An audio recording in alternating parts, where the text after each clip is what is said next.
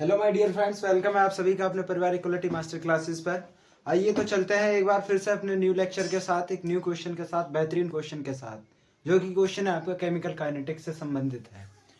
Question है आपका एक न्यूमेरिकल है और न्यूमेरिकल है केमिकल काइनेटिक्स से। न्यूमेरिकल किस तरह से है, आइए चलते हैं न्यूमेरिकल्स की तरफ। न्यूमेरिकल आपका है first order reaction takes 40 minutes, 40 minute लेता है for 30% decomposition. Calculate T half.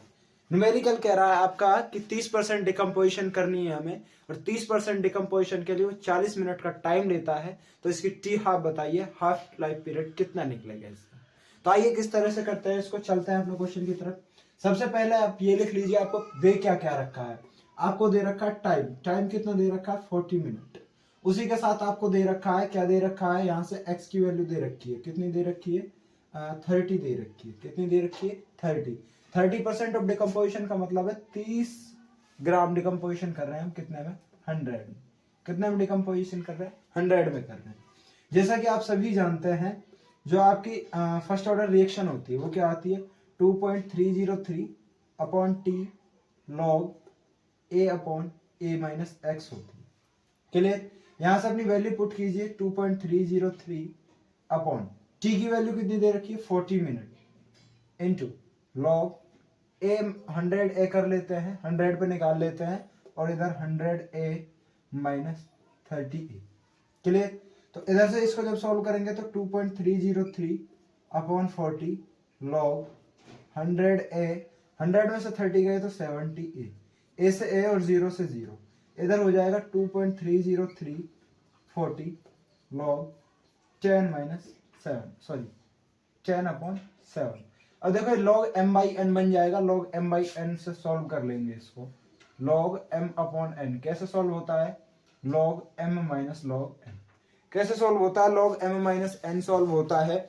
उसी के साथ यदि हम इसको आगे सॉल्व करें तो आगे क्या सॉल्व होगा, ये आगे होगा sir 2.303 upon 40 log 10 minus log 7, log 10 minus log 7 solve होगा। और वहीं पर यदि हम log 7 की बात करें, log 7 की बात करें तो log 7 की वैल्यू कितनी निकल कर आती है, तो देखो इधर 2.303 अपॉन 40 log 10 की वैल्यू हो गई 1, log 10 की वैल्यू क्या हो गई 1, और जो आपके log 7 की वैल्यू वो समथिंग समथिंग 0.9 आती है। कितनी आती है 0.9 आती है। क्लियर। तो इसको आगे सॉल्व करेंगे 2.303 अपॉन 40, 1 में से 0.9 जाएंगे तो 0.1, 0.1 की इधर मल्टीप्लाई करोगे, इस कंप्लीट को सॉल्व करने पर आपके पास में आता है 8.918 इंटू 10 की पावर माइनस 3, 8.918 इंटू 10 की पावर माइनस 3। इस कंप्लीट को सॉल्व करने पर आता है, इसको सॉल्व करने पर आता है। तो ये क्या निकाला हमने, यहाँ से k की वैल्यू निकाली। बट हमसे पूछा क्या गया है, हमसे पूछा गया है टी हाफ, और टी हाफ को निकालने का क्या फॉर्मूला होता है, टी हाफ को निकालने का फॉर्मूला होता है 0.693 अपॉन में k, 0.693 अपॉन में k।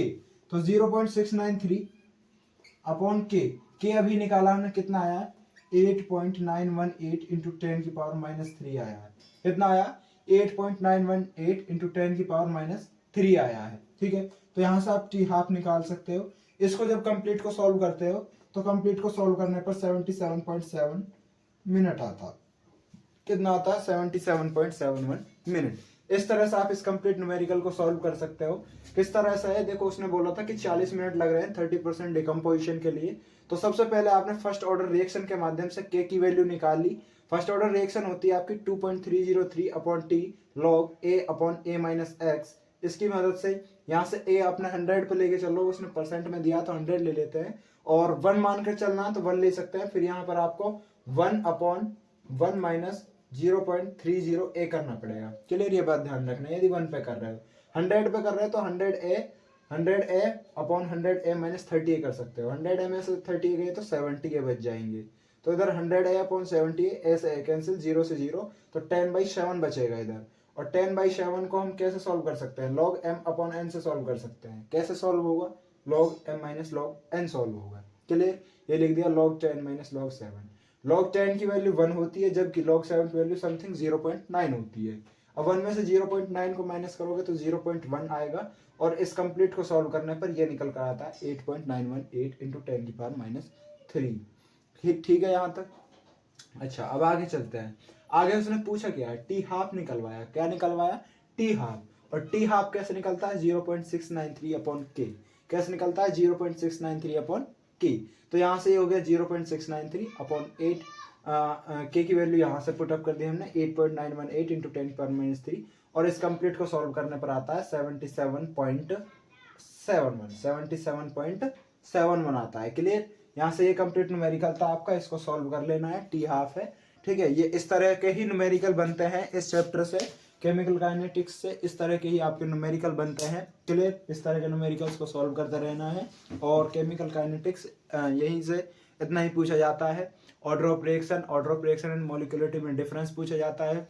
कॉलिजन थ्योरी पूछी जाती है और कॉलिजन थ्योरी के साथ साथ इस तरह के न्यूमेरिकल्स बनते हैं फर्स्ट ऑर्डर पर, जीरो ऑर्डर पर, सेकंड ऑर्डर पर। फर्स्ट ऑर्डर, सेकंड ऑर्डर और जीरो ऑर्डर की यूनिट्स पूछी जाती हैं, क्या क्या यूनिट्स है, और इस चैप्टर की यहीं पर समाप्ति होती है। ठीक है, इस चैप्टर को अच्छे से कर लेना है। फिर भी यदि कोई डाउट होता है इस चैप्टर में, कुछ समझ नहीं आता है, तो आप हमसे पूछ सकते हैं, कमेंट कर सकते हैं, कोई दिक्कत नहीं है। हम एक और वीडियो आपके लिए बना देंगे इसी। ठीक है, लास्ट टाइम आपके लिए एक छोटी सी शायरी है, तो थोड़ा ध्यान से सुनना है। कोई आपसे रूठ जाए तो उसको मनाने के लिए क्या कहोगे उससे, तू रूठा रूठा सा लगता है ए मेरे दोस्त, तू रूठा रूठा सा लगता है ए मेरे दोस्त, कोई तरकीब बता मनाने की।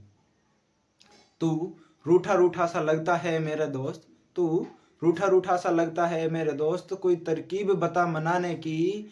मैं जिंदगी उधार दे दूं, मैं जिंदगी गिरवी रख दूं, तो कीमत बता अपने मुस्कुराने की। तो यहाँ से आप सभी के लिए मनोकामनाएं हमारी, आप अपने लक्ष्यों को प्राप्ति करें और आप सभी से धन्यवाद।